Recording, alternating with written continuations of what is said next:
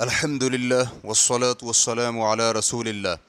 میاں بیوی نے اکٹھے حج کیا لیکن اپنی بیمار بیٹی کے متعلق پریشانی کی وجہ سے حج مکمل نہیں کیا۔ سوال کیا گیا ہے، میں اور میری بیوی نے حج کیا اور عرفات میں 12 بجے ظہر تک وقوف کیا، لیکن ہماری بیمار بیٹی کے متعلق ہم بہت پریشان تھے جو کہ خادمہ کے پاس تھی، اس لیے ہم نے حج مکمل نہ کیا اور واپس چلے گئے۔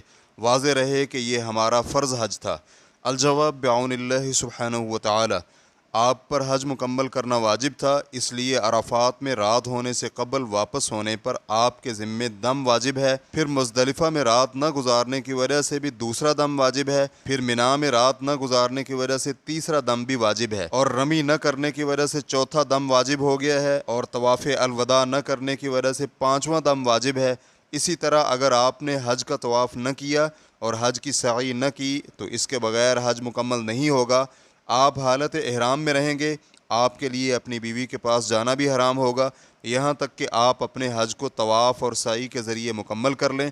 آپ پر لازم ہے کہ آپ یہ تمام دم ادا کریں تاکہ آپ کا اور آپ کی بیوی کا حج مکمل ہو جائے۔ فتوی الشیخ عبداللہ بن جبرین رحمہ اللہ، واللہ تعالی اعلم۔